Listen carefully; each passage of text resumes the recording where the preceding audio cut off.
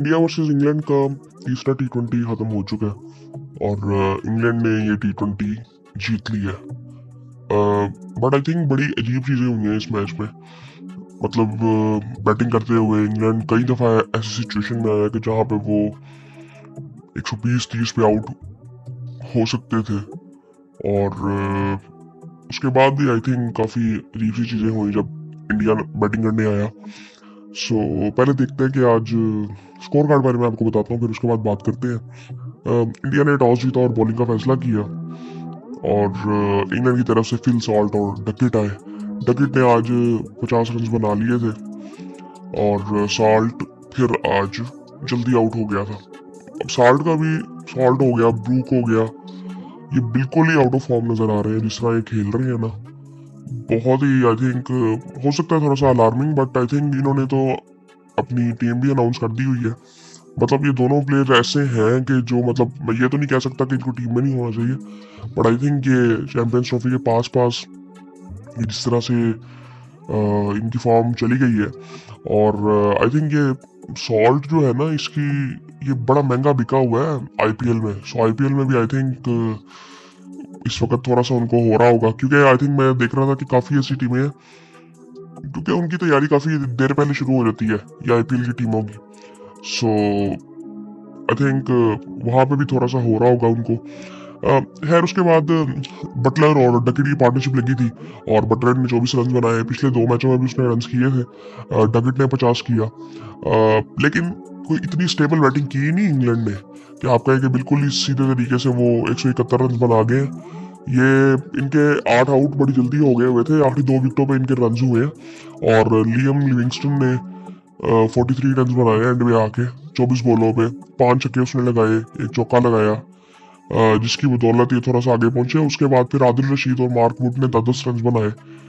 सो इस वजह से ये लोग 171 रन कर गए और वो आखिरी 10-10 रन जो उन दोनों ने किए थे वो बड़े इंपॉर्टेंट थे। मतलब वो जो 20 रन वो अगर निकाल दें तो इंडिया ने 145 की है। अब इंडिया ने बैटिंग में भी बड़ी अजीब सी हरकतें की हैं। पहले मैं आपको जरा ये बताता हूँ कि इनकी ये फॉलो विकेट कैसी थी। इंग्लैंड की पहली विकेट 7 पे गिरती है, दूसरी गिरती है 83 पे, वो पार्टनरशिप इनकी लग जाती है बटलर और डकिट की। सो उसके बाद फिर क्या कहते हैं, उसके बाद 87 पे तीसरी गिर जाती है डकिट भी। उसके बाद चौथी गिरती है 108 पे, पांचवी गिरती है 115 पे, छठी गिरती है 115 पे फिर। और चक्रवर्ती ने फिर अच्छी बॉलिंग की है और उसको आई थिंक मेरे ख्याल से उसको मैन ऑफ द मैच भी उसको मिला है, हालांकि लूजिंग टीम की तरफ से था वो। 7वीं विकेट गिरती है 127 पे, 8वीं गिरती है फिर 127 पे और फिर उसके बाद पार्टनरशिप लगती है। फिर 9वीं गिरती है 147 पे जो कि लियम लिविंगस्टन होता है और 10वीं नहीं गिरती फिर। सो ये सूरत हाल थी इंग्लैंड की बैटिंग की। सो वहां पे आई थिंक काफी चीजें की जा सकती थी। अब अगर इंडिया की बॉलिंग की अगर बात करें तो शमी ने 3 ओवर किए हैं 25 रन। ये आई थिंक आज अर्शदीप की जगह पे खेल रहे थे और हार्दिक पांड्या ने 4 ओवरों में 33 रन दिए। आज 2 आउट किए उन्होंने और हार्दिक पांड्या ने पता नहीं बैटिंग आज किस तरह की अजीब सी बैटिंग की है आज। वॉशिंगटन सुंदर ने 1 ओवर किए है 15 रन उसने दिए और वरुण चक्रवर्ती ने 4 ओवरों में 24 रन दिए हैं। बिश्नोई ने 4 ओवरों में 46 रन दिए, 1 आउट की है, 5 आउट थे चक्रवर्ती के। अक्षर पटेल ने 3 ओवरों में 19 रन देके 1 आउट की है। अभिषेक शर्मा ने 1 ओवर की है। So, अब यहाँ पे पहले तो एक शामी उसकी जगह पे खेल रहा था अर्शदीप की। अर्शदीप मतलब उसको अगर रेस्ट भी दी है तो मुझे नहीं समझ आई क्यों दिया है। वो तो खेल अभी सिर्फ टी20 रहा है। सो अभी 2 उसने टी20 खेले थे तो आई थिंक वो इंडिया का मेरे ख्याल से तो मैं कई दफा मैं टेस्ट मैचेस में भी बात करता रहा हूँ कि अर्शदीप को तीनों फॉर्मेट मेरे ख्याल से खेलने चाहिए। बट आई थिंक अगर वो टी20 खेल रहा है तो उसको फिर रेगुलरली खेलना चाहिए। और शमी आई थिंक मेरे ख्याल से इसको ये रिहेबिलिटेशन जो एक प्रोसेस के बाद ही आ रहा है और ये प्रैक्टिस के लिए आई थिंक इसको खिलाया गया, वरना मुझे नहीं लगता कि इसको टी20 में होना चाहिए। शामी को इसको वनडे और टेस्ट में फोकस करना चाहिए। और पांड्या ने भी 33 रन तो दिए लेकिन 2 आउट भी किए। मुझे वाशिंगटन सुंदर का आज रोल समझ नहीं आया। 1 ओवर उन्होंने किया है 15 रन दिए।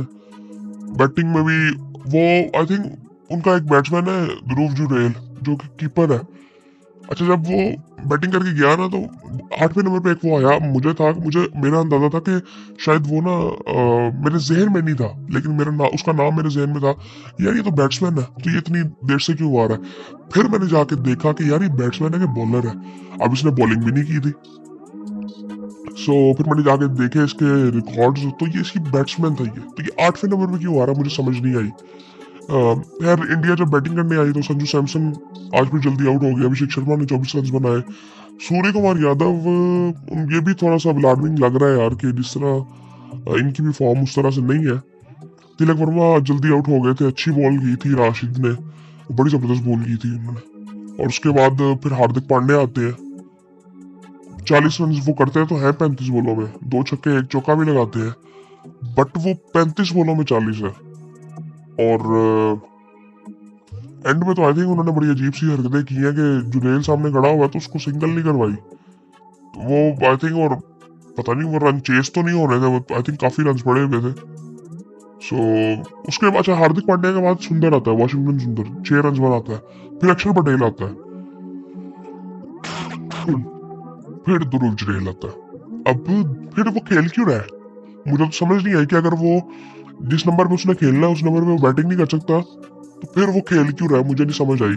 अब वो इवन अगर सुंदर को भी आपने भेजना था जिस वक्त वो आया था, पहले इनकी तरह फॉलो विकेट देखते हैं फिर इसके बारे में बात करते हैं कि वो जिस वक्त वो आया है तो उस वक्त आपको प्रॉपर बैट्समैन चाहिए था, और अगर आपने भेजना भी था तो आप अक्षर को भेज सकते थे।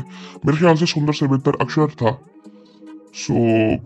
पहली विकेट इंडिया ही गिरती है 16 पे, दूसरी 31 पे, तीसरी 48 पे, चौथी 68 पे 68 पे, पांचवी 85 पे 85 पे, और छठी विकेट गिरती है 123 पे, सातवीं गिरती है 131 पे, आठवीं गिरती है 140 पे, और फिर नौवीं विकेट गिरती है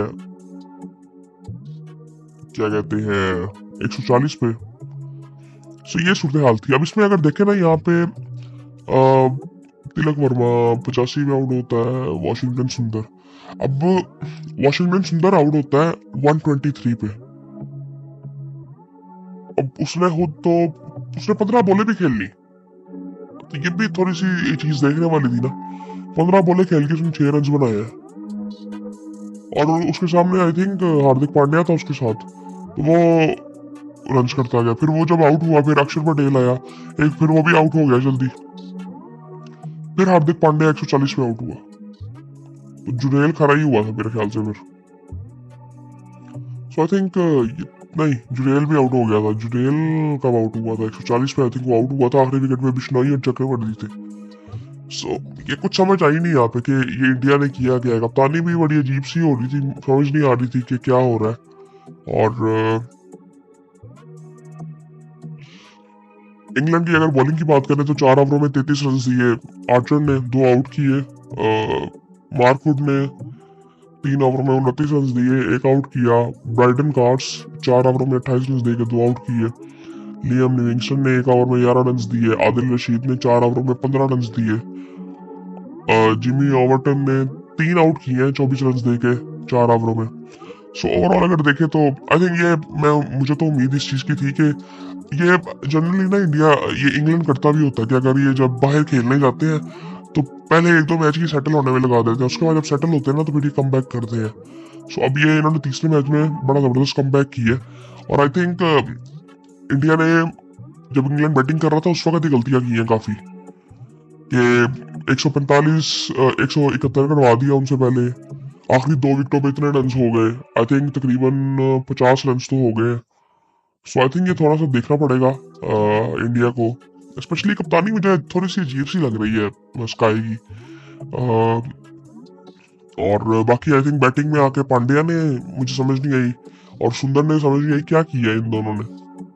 और जुरेल को अगर खिलाना ही है तो फिर आप उसको सही तरह नंबर में खिलाए, नहीं तो उसको प्रॉपर उसको खिलाए मत। संजू सैमसन से कीपिंग करवाए। मेरे ख्याल से संजू सैमसन ही कीपिंग कर रहा था, तो जुरेल का फिर काम क्या था अगर उसको उस तरह से बैटिंग नहीं देनी थी। तो अजीब सी चीजें हो रही हैं। स्पेशली मुझे ना ये जब से गौतम गंभीर आया ना, मुझे वैसे बड़ी अजीब सी चीजें लग रही है इंडियन टीम में हो रही है। मेरी समझ से बाहर है चीजें, कर क्या रही है। अच्छी भली टीम थी ये, हर तरफ ठीक चल रहा था सब कुछ, अब ये भी चीजें ऐसी हो रही हैं कि जो कि नजर आ रही हैं साफ, कि पॉइंट आउट उन चीजों को किया जा सकता है। सो बस यही थी आज की सूरत हाल मैच की। बाकी अभी 2 मैचेस हैं, तो फिर देखते हैं कि इंडिया क्या करता है, कौन ये सीरीज जीतता है। मुझे लगता है इंडिया जीत जाएगा, बट आई थिंक हम इंग्लैंड भी अभी उसमें तो वापस आ रहा है आस्ता आस्ता, और ये बड़े पक्के हो जाएंगे चैंपियंस ट्रॉफी तक। सो ये सूरत हाल थी। तो और इसके अलावा कुछ हुआ है? स्टेडियम्स के बारे में काफी बातचीत चल रही थी। ये इंडियन मीडिया में बड़ी अजीब सी चीजें चल रही हैं यार, पता नहीं कौन सी तस्वीरें दिखाई जा रहे हैं पुरानी।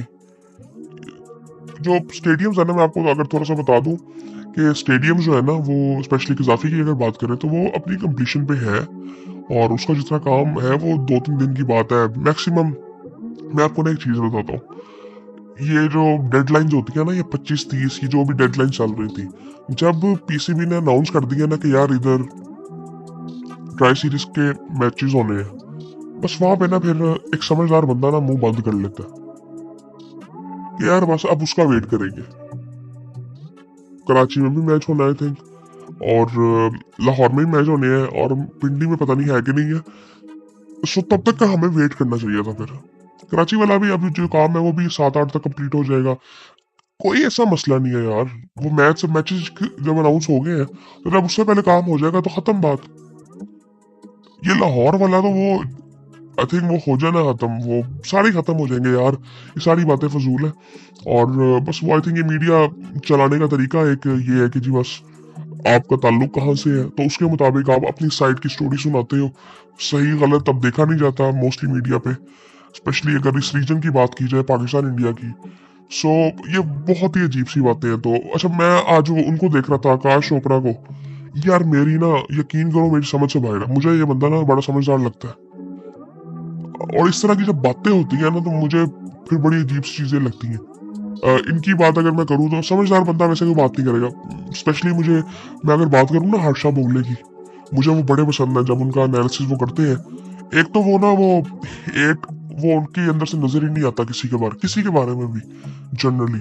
सो ये आकाश भी मुझे बड़ा समझदार ये लगते थे, आकाश Chopra ji. But I think जिस तरह की ये पिछले कुछ आई थिंक टाइम से बातें कर रहे हैं कि जी वहां से उठाई जाएगी चैंपियंस ट्रॉफी, दुबई में आ जाएगी, पता नहीं अजीब सी बातें हैं ये।